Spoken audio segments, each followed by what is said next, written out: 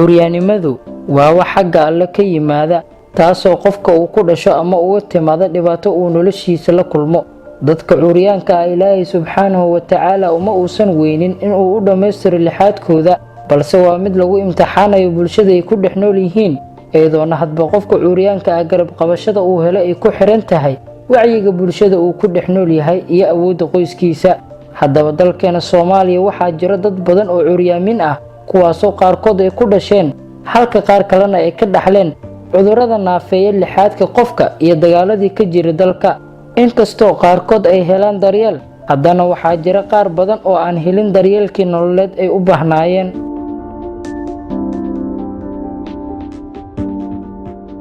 Maxamed Deeq waa wiil da'yar oo curyaan ka ah lugaha, kaasoo degan xaafadda Maxamuud Xarbi ee degmada Warta Nabadda ee magaalada Muqdisho. Maxamed inkastoo uu curyaannimada ku dhashay, haddana kama aysan hor istaagin in uu mustaqbalka noloshiisa dhiso. Maxaa yeelay curyaannimada dhabta ah ma ahan in uu qofka beelo lixaadkiisa, balse waa in uu qalbiga ka naafoobo.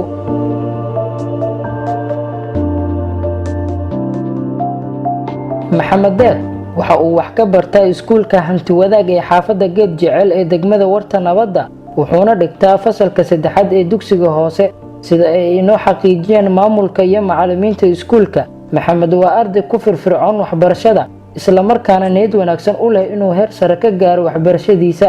Wuxuuna dugsiga xaadiraa 7 maalmood ee usbuuca, taasoo ka badan maalmaha caadiga ah ee daraasaadka iskuulka ay baxaan. Sidoo kale Maxamed waxaa intaas u sii dheer inuu yahay ardayga kaalinta koowaad ka gala fasalkiisa sanad waliba. waxaa xusid mudan in maamulka dugsiga Maxamed waxbarasho lacag la'aan ah uu ugu deeqay. ardaygan la yiraahdo Maxamed waa arday curyaan ah, laakiinse xagga maskaxda waa arday ka dhisan maskaxda, curyaan kama aha. lixaadka kale curyaan hadduu ka yahay, tan kale ardaygan waa arday yacni runtii gala mar kasta kaalinta koowaad, waxbarashaduu jecel yahay. 7 maalmood 5 maalmood iskuulka la dhiga waxa uu dheeraada 2 maalmood oo kalena wuu yimaada si uu waxbarashadiisa u sii kordhisto. tan kale waxa waaye iskuulka ama maamulkana waxa la isku afgartay ardaygaas in waxbarasho free ah la siiyo.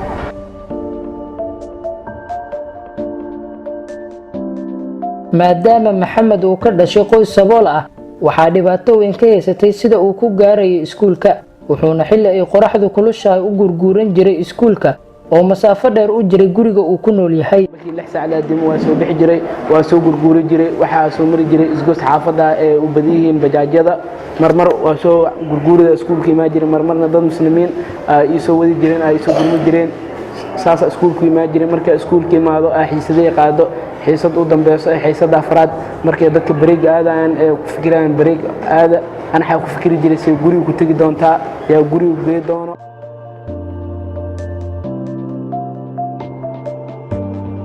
macallimiinta iskuulka Hanti Wadaag ayaa go'aansaday in Maxamed u kireeyaan mooto bajaaj, iyagoo mushaarkooda qayb uga jaray si ay meesha uga saaraan walwalka Maxamed ka haystay soo gaaridda iskuulka, iyadoo bajaajku keento dugsiga isla markaana ku celiso guriga. runtii Maxamed Axmed Cabdullaahi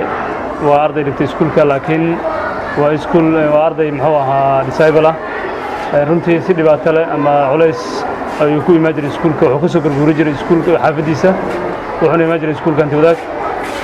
aad inuu kala fog yihiin iskuulka iyo xaafadda masaafada isu jiraan. badanaa iskuulka wuxuu ku yaalaa degmada muxuu ahaa Wadhigle, gaar ahaan agagaarka Geed Jecel. asna wuxuu ka imaan jiray Maxamuud Xarbi, uu ka imaan jiray asii rafaadsan tabcaansan oo aad diifta uga muuqato gurguuranayo imaan jiray.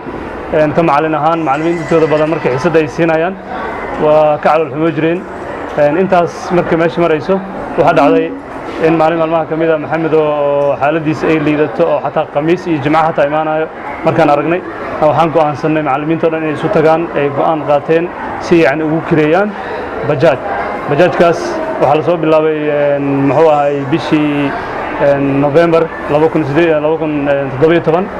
ilaa iyo Maarso macallimiinta bajaajkaas u kireynayeen. runtii Maxamed wuxuu ahaa arday aad u dadaal badan, macallimiintana way ka naxeen. يعني رفاضك وكل إيمانه يعليسك أو دريمايو وحيابها قار وحامر مرة كيسا محمد وعيالك بريق أنت وصوّد بحين galaas isaga jiro markaa weydiiso wuxuu ku leeyahay badanaa waxaan ka fikiraa aan break igama cadde sidaan galabta ku laaba lahaa dhibaatooyinka noocaasa asigoo galabtii ka murgaayo subaxiina imaashaha ka murgaayo ayuu iskuulka noogu imaan jiray taasaa keentay inay macallimiinta u kireeyaan bajaaj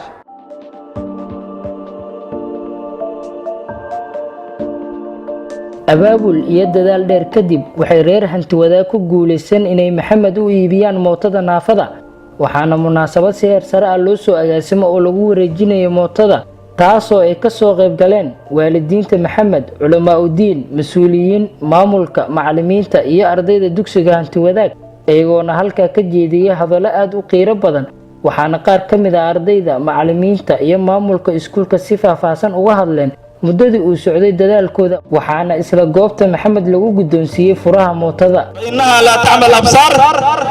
walakin ta'mal qulub allati fi as-sudur indahan wax ma tara walaalayaal lugahan waa weyn wax ma tara hada ciirciiraysi aad badowta jaahilta cid kuma rab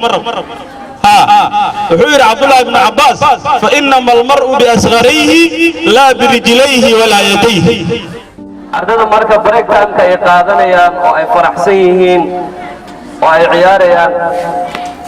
wuxuu ugu yiri waxa aan ka fikira waxay tahay sida aan gurigeyga ku gaari lahaa 5 saac marka ay gaadho sida aan ku imaan lahaa iskuulka 10 saac marka ay gaadhana sida aan ku gaari lahaa gurigeyga runtii warkaasi war wuxuu noqday meel aad u weyn macallimiinta iyo ardada ka taabta Maxamed Deeq waa nin ka tirsan ardayda ka dhigata iskuulka Hantiwadaag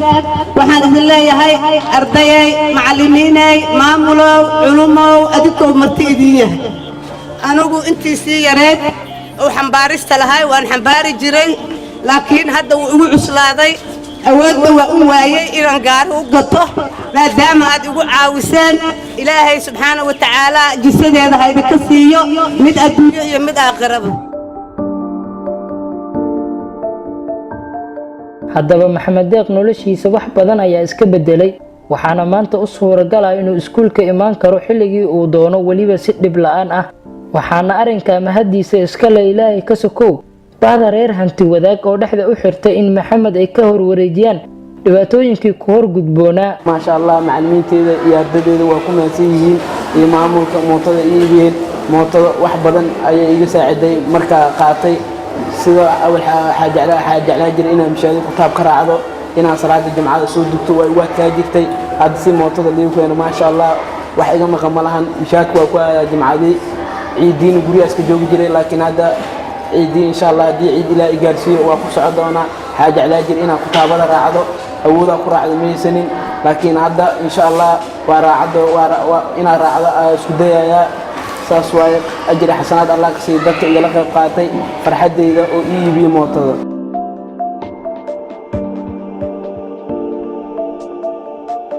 inkastoo Maxamed uu helay caawinaad waxbarasho iyo mid gaadiidba haddana wuxuu weli u baahan yahay kaalmo intaa ka badan si uu uga guul gaaro riyooyinka noloshiisa sidoo kale waxaa jira dad badan oo naafo ah sida Maxamed kuwaasoo jecel inay gaaraan himilooyinkooda isla markaana ku noolaadaan nolol la mid ah nolosha dadka lixaadkooda qaba balse aan weli helin garabkii ay u baahnaayeen waxayna imtixaan ku yihiin qof kasta oo Soomaaliyeed oo awoodi kara caawintooda